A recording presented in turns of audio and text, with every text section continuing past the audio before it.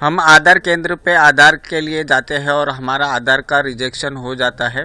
आधार का रिजेक्ट क्यों होता है, उसके कारण क्या है, what are the reasons behind Aadhaar card enrolment rejection. तो आज हम इस वीडियो में देखेंगे क्या क्या रीज़न के कारण हमारा आधार कार्ड रिजेक्शन होता है। तो नमस्कार दोस्तों, मैं फिरदौस शेख डिजिटल बनो यूट्यूब चैनल में आपका स्वागत है। तो देख लेते हैं हम रीजंस क्या है।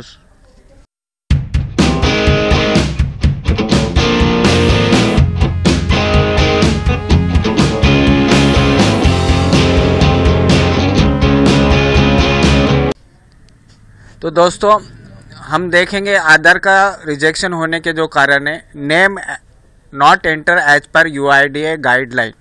तो आपका जो आधार कार्ड है उसके ऊपर आपने जो डॉक्यूमेंट प्रोड्यूस किया है और आपके जो आधार कार्ड का जो नाम है वो आप जो आधार की जो गाइडलाइन है, यूआईडीए ने जो गाइडलाइन फिक्स की है उसके मुताबिक अगर नहीं होगा तो आपका आधार कार्ड जो एनरोलमेंट करोगे वो रिजेक्शन हो जाएगा। आप एनरोलमेंट नया अपडेट के लिए या तो फिर न्यू एनरोलमेंट के लिए या तो फिर अपडेट आधार के लिए अगर आप जाते हो तो आपका वो रिजेक्ट होता है। उसके बाद में photo captured in the updated request is not matching with the photo on Aadhaar. अगर आप आधार कार्ड जब अपडेट करना चाहते हो या एनरोलमेंट करना चाहते हो तो आपने जो फ़ोटो प्रूफ जो ज्वाइंट किया है वो मैच नहीं होने का भी एक मुख्य कारण होता है। अभी अब ये जो यूआईडी ने स्टैंडर्ड सर्टिफिकेट फॉर्मेट निकाला है उसके अंदर बहुत सारे लोग जो है अपना करंट फ़ोटो देने के बजाय अपने जो पहले के 2 महीने 4 महीने या तो साल 2 साल पहले का जो फ़ोटो है, जो उनका पसंद का फ़ोटो है वो देते हैं।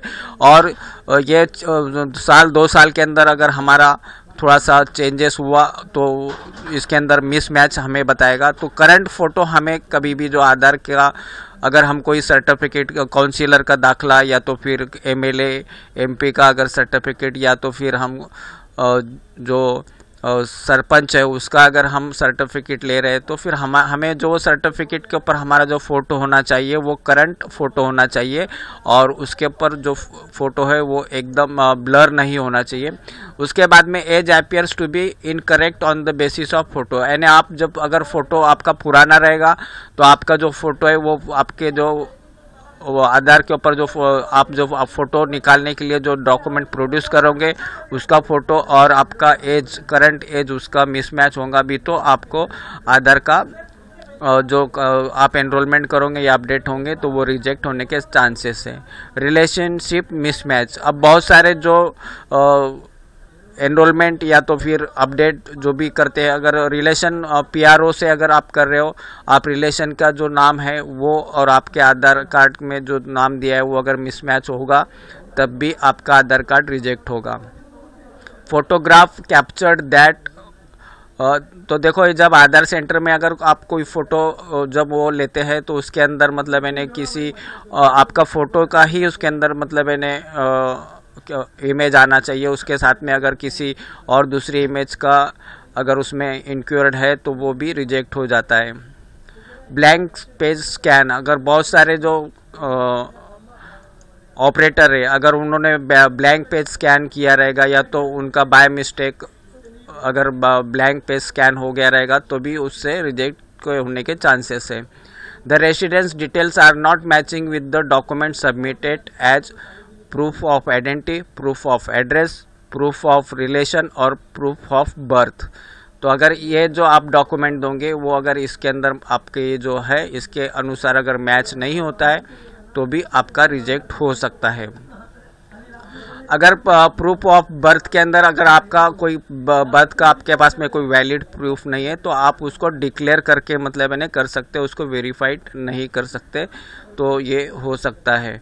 Document scan as per the part of enrolment is not legible and not readable, अगर आपने जो डॉक्यूमेंट प्रोड्यूस किया है वो अगर रीडेबल नहीं है तो भी आपका जो है आधार का जो एनरोलमेंट है या अपडेट है वो रिजेक्ट हो जाता है।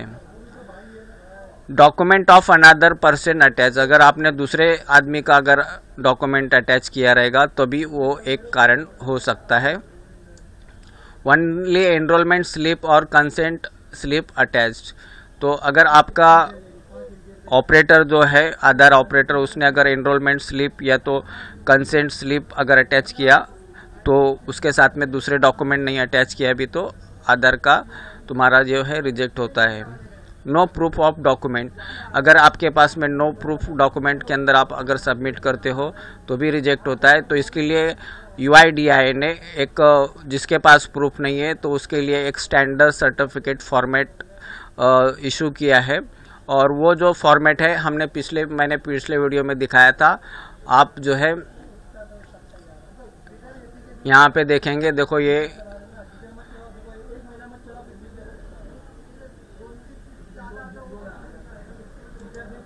लिस्ट ऑफ सपोर्टिंग डॉक्यूमेंट में अगर आप जाएंगे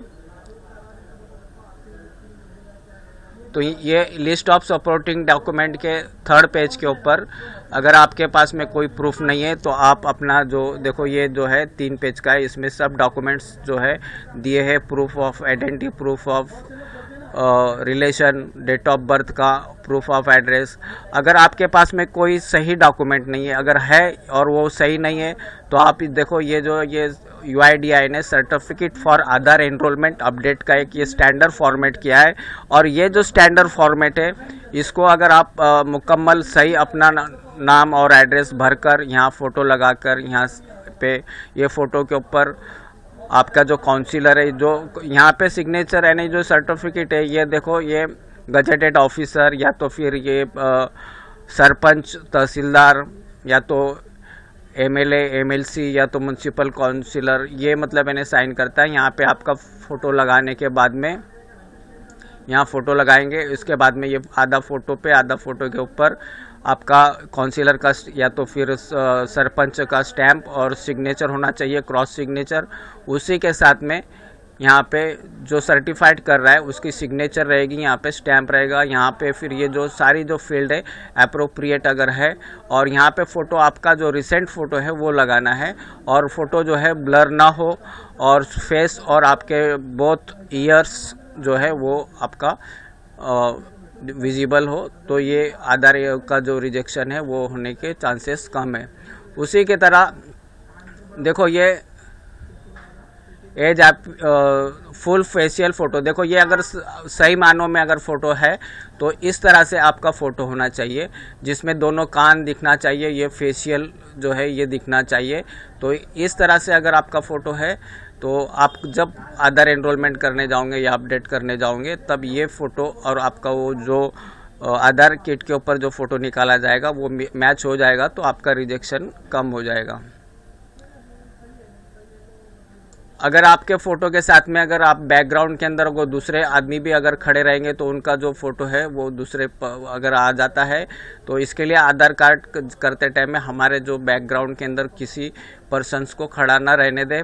फ़ोटो हैज़ शैडो, अगर आपके जो फ़ोटो है ये फ़ोटो के अंदर भी अगर शैडो है या तो आप आधार निकाल रहे हो, आपके एनरोलमेंट कर रहे हो वहाँ पे भी अगर शैडो है तो आपका ये रिजेक्ट हो सकता है।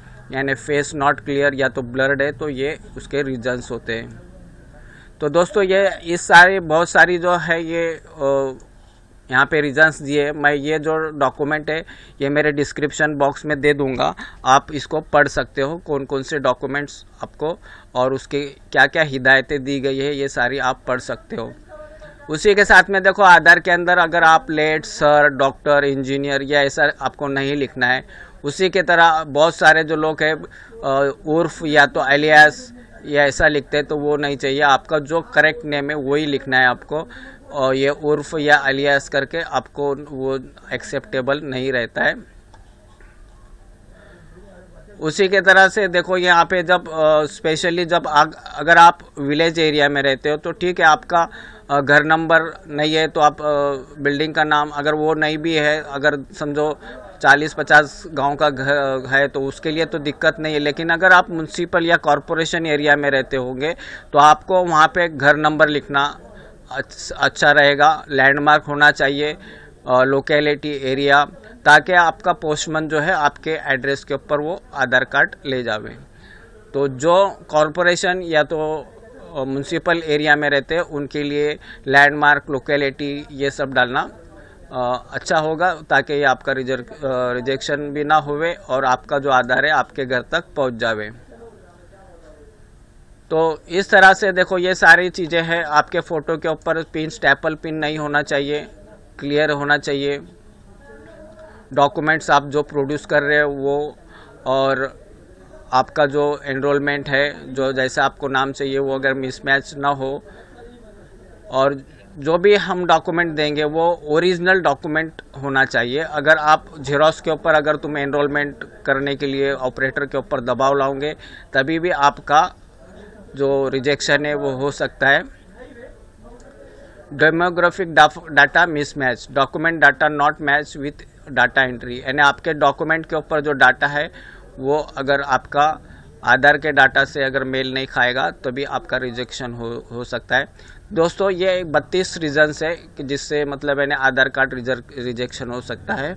और आधार कार्ड के लिए जो करेक्शन का है उसका तो ठीक है, लेकिन जब आप बड़े जो है अडल्ट्स है उनका आधार कार्ड अगर नहीं बना है तो आपको जो है ये फ़ोटो के तरफ ख़ास तौर से ध्यान देना चाहिए।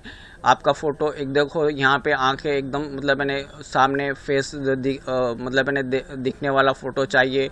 फ़ोटो एकदम क्लियर होना चाहिए, ब्लर नहीं होना चाहिए, दोनों कान दिखना चाहिए। तो इस तरह की अगर आप स्पेसिफिकेशन के हिसाब से ये आधार एनरोलमेंट करेंगे तो आपका आधार ज़रूर जनरेट होगा। तो दोस्तों, आज के लिए हम यहीं रुकेंगे। धन्यवाद। जय हिंद, जय महाराष्ट्र।